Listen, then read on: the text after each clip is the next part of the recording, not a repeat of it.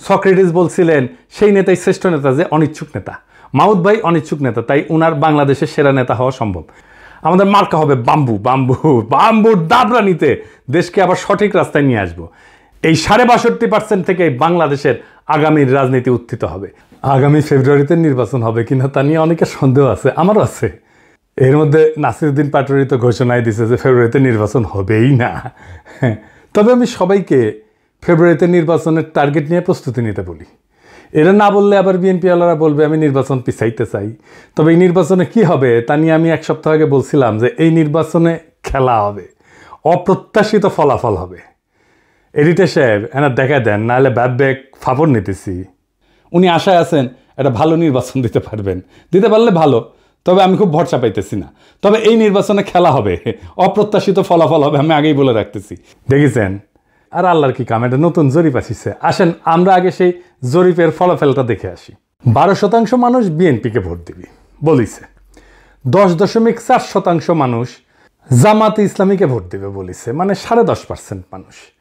7.3% মানুষ আওয়ামী লীগকে ভোট দিবে বলিছে, এবং 2.8% মানুষ, মানে প্রায় 3%-এর মতো মানুষ এনসিপিকে ভোট দিবে। তবে কাকে ভোট দিবে এ বিষয়ে এখনো সিদ্ধান্ত নেয়নি 48%-এর বেশি মানুষ। অন্যদিকে জরিপে কাকে ভোট দিতে চায় তা বলতে রাজি হয়নি 14.4% মানুষ। এটা BRAC institute of governance and development BIGDর একটা জরিপ।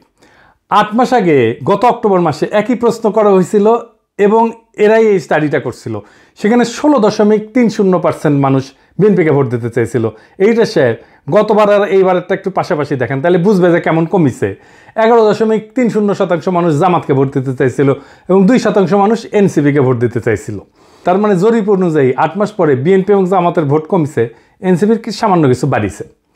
তবে 62% মানুষ এই রাজনৈতিক দলগুলোকে ভোট দেবে না, তাই না? কারণ তারা হয় বলতে রাজি হয়নি, অথবা তারা এখনো সিদ্ধান্ত নেয়নি। এরা এই 1 বছরে তাদের উপর থেকে আগের সমর্থন হারা সরাই ফেলছে, আরও ফেলবে।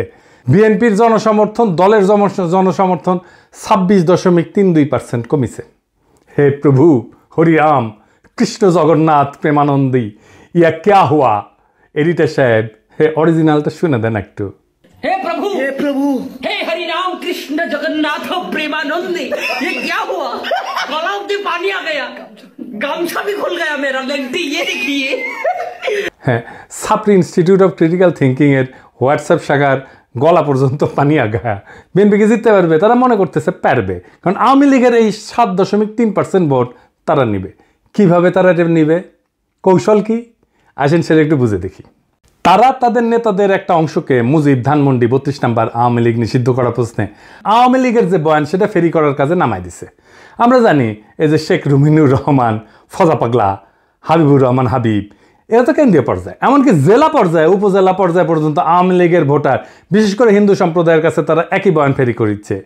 শুনেন, এটা বগুড়ার শাহ আলম সাহেব করছে। কিন্তু সংগঠন হিসেবে আওয়ামী লীগ নিষিদ্ধ চাই না। অথচ আজকে যারা বেহেশতের টিকিট দিতে চায়, জামাতের মধ্যে একটি নতুন সংগঠন করেছে হিন্দু জামাত, এটা কখনো সম্ভব? তারা এবং নতুন একটি রাজনৈতিক দল মিলে 3 দিনের ভূমি আন্দোলন করে স্বাধীনতার নেতৃত্ব করে একটি রাজনৈতিক দল, বাংলাদেশের সবচেয়ে পুরনো একটি রাজনৈতিক দল, সেই দলকে বাংলাদেশে নিষিদ্ধ করেছে, যেটা রাজনৈতিক ভাবে সঠিক সিদ্ধান্ত হয়েছে বলে আমি বিএনপির একজন কর্মী হিসেবে মনে করি না।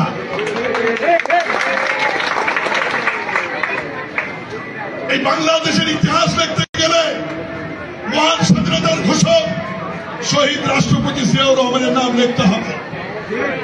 এই বাংলাদেশের স্বাধীনতার ইতিহাস রচনা করতে গেলে মুক্তিযুদ্ধের নেতৃত্বকারী দল আওয়ামী লীগের তৎকালীন সভাপতি শেখ মুজিবুর রহমানকে অস্বীকার করা যাবে না।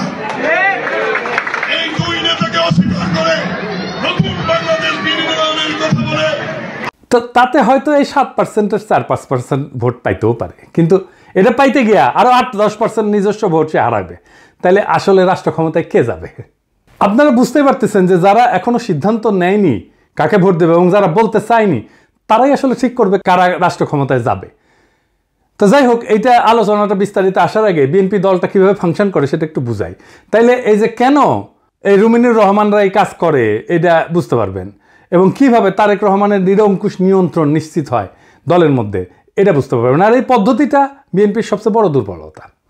আমি এটা বিএনপির সাথে কাজ করতে করতে গিয়ে আবিষ্কার করেছি। আসেন দেখি এটা কেমন। বিএনপিতে দুইটা কাজ করে। এক, সোশ্যাল কনফ্লিক্ট, যেটা সমাজে যে দ্বন্দ্বটা আছে সেটাকে ইন্টারনালাইজ করে ফেলে, মানে সেটা নিজের ভিতরে ঢুকে ফেলে, দলের ভিতরে ঢুকে ফেলে। মানে ধরেন সমাজে আওয়ামী লীগের রাজনীতি চলবে কিনা, এটা নিয়ে একটা দ্বন্দ্ব আছে, তো সেটাকে সে দলের মধ্যে নিয়ে ফেলে। আওয়ামী লীগের রাজনীতি করা উচিত এমন একটা দল তৈরি করে নিজের দলের মধ্যে এই মত প্রচার করবে, আর তার বিপরীতে আরেকটা দল তৈরি করে যারা ভিন্ন মত প্রচার করবে। এটি হইতেছে এক্সটার্নাল কনফ্লিক্টকে ইন্টারনালাইজ করা। কি সুবিধা পায় এতে? সে মনে করে যে এক্সটার্নাল যে কনফ্লিক্ট এটা তো ম্যানেজ করা ডিফিকাল্ট, এক্সটার্নাল কনফ্লিক্টকে আমি যদি ইন্টারনাল করে ফেলি সেটাকে আমি কন্ট্রোল করতে পারবো ইজিলি, কারণ আমি তো নেতা, আমার কথা দুই পক্ষই শুনবে। তো আমি এই আলোচনাটা দলের মধ্যে থেকে করব এবং আমি এটাকে নিয়ন্ত্রণ করব। বুঝতে পারছেন? মানে সমাজের যে বিতর্ক সেটা আমি নিজের দলের ভেতরের একটা ইন্টারনাল বিতর্ক করে ফেলবো। দলের ভেতরে যদি আমি ইন্টারনাল, সমাজ তো আমার কথা শুনে না, তো দলের ভেতরে যদি আমি ইন্টারনাল কনফ্লিক্টটা নিয়ে আসি তাহলে দলের লোক সবগুলো আমার কথা শুনতে বাধ্য হবে। আর একটা বিষয় হইতেছে যে এরা একজনকে আরেকজনের পিছনে লাগিয়ে দেয়। এই যে কনফ্লিক্টটা দলের ভেতরে নাই সেটা তৈরি করে। আমাকে এই যে ওয়াহিদুজ্জামান অ্যাপোলো একদিন বলে ফোন মেরা যে বিএনপির অনেক লোক বলে যে আপনি রয়ের এজেন্ট।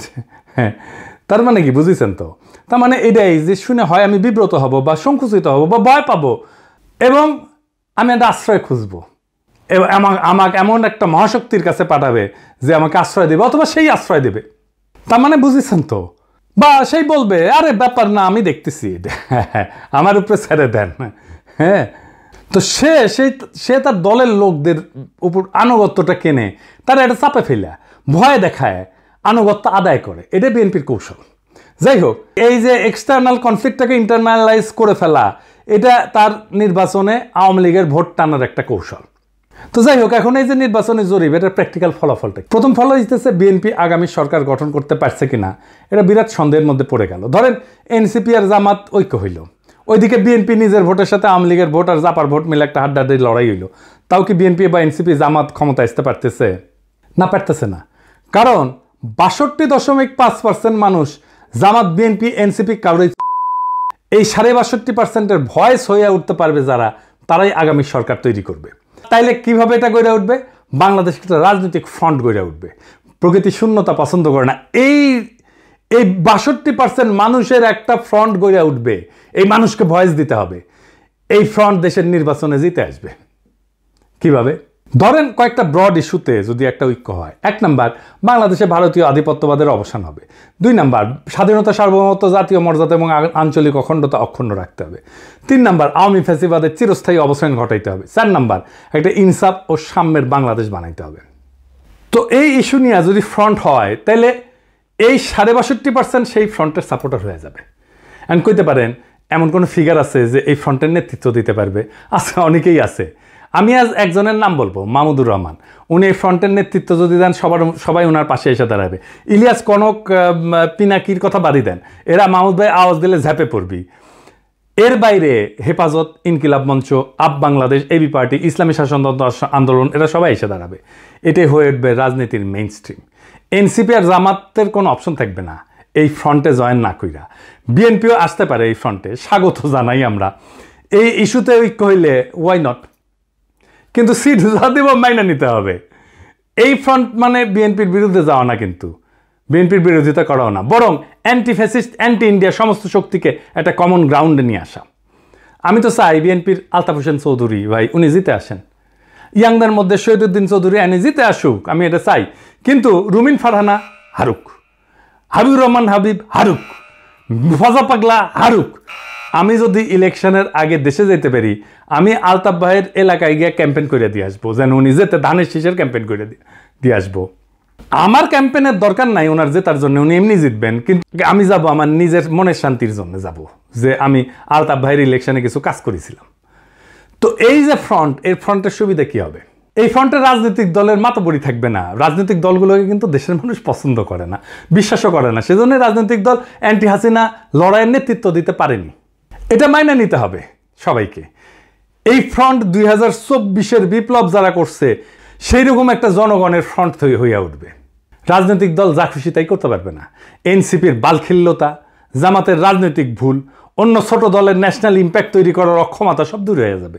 এক নতুন আশায় দেশবাসী বুক বাঁধবে, সারা দেশে এক নতুন আশার সঞ্চার হবে। আমরা কলা গাছ যদি দাঁড় করাই দিই, বেশিরভাগ আসনে তারা জিতে আসবে। আমরা বিএনপির ট্রু ন্যাশনালিস্ট নেতাদের আসনে কোনো প্রার্থী দেব না। আমাদের মার্কা হবে বাম্বু। বাম্বুর দাবরা নিতে দেশকে আবার সঠিক রাস্তায় নিয়ে আসবো। এই 62% থেকে বাংলাদেশের আগামীর রাজনীতি উত্থিত হবে। এখন প্রশ্ন হচ্ছে, মাহমুদ ভাই কি রাজনীতিতে এভাবে আসতে রাজি হবেন? না, হবেন না। ওনারা যারা চেনেন তারা জানেন উনি হবেন না। এই ভিডিও দেখার পরে উনি আমার ফোন দিয়ে ঝাড়ি দিবেন, বলবেন এসব কি পাগলামি শুরু করিস, আমি আমার দেশ নিয়ে আসছি, আমার বয়স হয়েছে। তো যাই হোক, উনি যাই বলুক, সক্রেটিস বলছিলেন সেই নেতাই শ্রেষ্ঠ নেতা যে অনিচ্ছুক নেতা। মাহমুদ ভাই অনিচ্ছুক নেতা, তাই উনার বাংলাদেশের সেরা নেতা হওয়া সম্ভব। এইটারে বলে সিনাটাস আর্কিটাইপ। কঠিন লাগিচ্ছে হ্যাঁ কথাটা শুনে, টার্মটা শুনে, কিন্তু এটা খুব মজার ইতিহাস আছে, আসেন শুনি। উনার নাম ছিল লুসিয়াস কুইন্টিয়াস সিনসিনাটাস। 458 খ্রিস্টপূর্বাব্দে একজন রোমান সম্রাট ছিলেন তিনি। এই গল্পটা শুরু হয় একটা গভীর সংকট দিয়ে। রোমান সেনাবাহিনী কনসাল মিনুসিয়াসের অধীনে প্রতিবেশী উপজাতি ইকুইদের দ্বারা অবরুদ্ধ হয়ে পড়ে এবং ধ্বংসের মুখোমুখি হয়। রোম শহর আতঙ্কিত হইয়া যায়। এই চরম মুহূর্তে সিনেট মরিয়া হইয়া, উনি প্রাক্তন সেনাপতি ছিলেন সিনসিনাটাস, ওনাকে সম্রাট হিসাবে নিয়োগের পক্ষে ভোট দেয়। উনি তখন অবসর জীবনযাপন করেছিলেন এবং কৃষিকাজ করেছিলেন। সিনেটের একটা প্রতিনিধি দল তার ছোট খামারে পৌঁছায়, সেখানে তাকে তার জমিতে লাঙল চাষ করতেছে দেখে।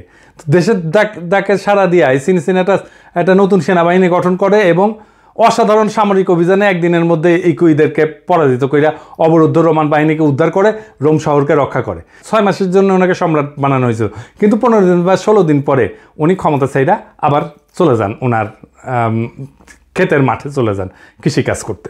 জর্জ ওয়াশিংটনের হিস্ট্রিও কিন্তু এইরকম। উনিও কৃষিকাজ করতে চলে গেছিলেন, ওনাকে ধৈর্য এনে প্রেসিডেন্ট বানানো হয়েছে। জিন্না 1930 সালে হতাশ হয়ে কংগ্রেস রাজনীতি ছেড়ে দিয়ে লন্ডনে যে ওকালতি প্র্যাকটিস করেছিলেন, প্রচুর ভালো প্র্যাকটিস করেছিলেন, কিন্তু খুব প্রসার হয়েছিল, জমজমাট প্র্যাকটিস, বিলাসবহুল জীবন ছিল। ওনারা ধৈর্য এনে মুসলিম লীগের নেতা বানানো হয়েছে, আর ভারতবর্ষের ইতিহাস বদলাই গেছে। এই যে আমাদের হাসান সৈয়দ সোহরাওয়ার্দী, তারও কিন্তু এরকম কাহিনী আছে। ওনার বোন বেগম শায়েস্তা ইকরামুল্লাহ সোহরাওয়ার্দীর লেখা জীবনীতে আছে। 1933 সালে সোহরাওয়ার্দী সিদ্ধান্ত নিল আর রাজনীতি করবেন না। ট্রেনে করে ভাইয়ের সাথে বোম্বে থেকে কলকাতা ফিরতেছিলেন। প্রোগ্রাম ছিল স্টেশনে নেমে বাসায় ফিরে রেস্ট নেবেন এবং ঘর সংসার করবেন। তো ওনার বড় ভাই ওনাকে ট্রেনে প্রতিজ্ঞা করেছে আর কখনো রাজনীতি করবা না। উনিও বলছেন আর করবো না ভাই। তো যাই হোক, হাওড়া স্টেশনে নামার সাথে হাজার হাজার মানুষ ওনাকে ঘিরে ধরে আল্লাহু আকবর, সোহরাওয়ার্দী জিন্দাবাদ স্লোগান দেওয়া শুরু করে। ওনার মাথায় নিয়ে মিছিল করা শুরু করে। কাম শেষ, উনি রাজনীতিতে স্থায়ী হয়ে যান। ইতিহাস বদলে যায়। আমার উপরে ছাইরা দেন, দেশের মানুষ যদি তৈরি থাকে তাহলে মাহমুদ ভাই আসবেন এই দায়িত্ব পালন করতে। আর কারা থাকবেন না আমার কইলাম না, কইলে এখনই লাভ দিয়ে উঠবেন। আমি বলছিলাম অপ্রত্যাশিত ঘটনা ঘটবে, সেই ঘটনার জন্য তৈরি হন, আমরা ইতিহাস সৃষ্টি করব অচিরেই। বাংলাদেশের রাজনীতি এখন এক সন্ধিক্ষণে দাঁড়ায় আছে। 62% মানুষের নীরবতা, এটাই আসল শক্তি, এটাই আগামী সিদ্ধান্ত গ্রহণকারী হাত। তারা কারো অন্ধ অনুসারী না, বরং তারা খুঁজতেছে এমন একটা প্ল্যাটফর্ম যেখানে থাকবে আত্মমর্যাদা, সার্বভৌমত্ব, ইনসাফ আর সাম্যের নিশ্চয়তা। ইতিহাসে আমরা বারবার দেখছি, যখন জাতি প্রস্তুত তখন নেতার আগমন অনিবার্য হয়ে যায়। সিনসিনাটাসের মতো, জর্জ ওয়াশিংটনের মতো, জিন্নার মতো, সোহরাওয়ার্দীর মতো। সেই নেতা হয়তো এখনো মাঠে নাই, কিন্তু মুহূর্তে আসলেই ইতিহাসের পাতা থেকে উঠে আসবেন তিনি। আমাদের করণীয় একটাই, নিজেদের প্রস্তুত করা, মানুষের মনে আশার শিখা জ্বালায় রাখা এবং সেই 62% মানুষকে এক কণ্ঠে, এক পতাকার নিচে, এক স্বপ্নে ঐক্যবদ্ধ করা। এটাই হবে বাংলাদেশের নতুন ভোর, নতুন সূর্যোদয়। এটাই হবে সেই মুহূর্ত যখন আমরা ইতিহাসের বইয়ে নিজেদের নাম লিখব, শুধু দর্শক হিসাবে না, বরং সক্রিয় অংশগ্রহণকারী হিসাবে, রাজনৈতিক এজেন্সি হিসাবে, রাজনৈতিক শক্তি হিসাবে তৈরি হন। সময় আসছে আবারও 2024-এর মতো, ইতিহাস ডাক দিচ্ছে নতুন ইতিহাস লেখার। সেই ইতিহাস আমরা লিখব একসাথে। ইনকিলাব জিন্দাবাদ।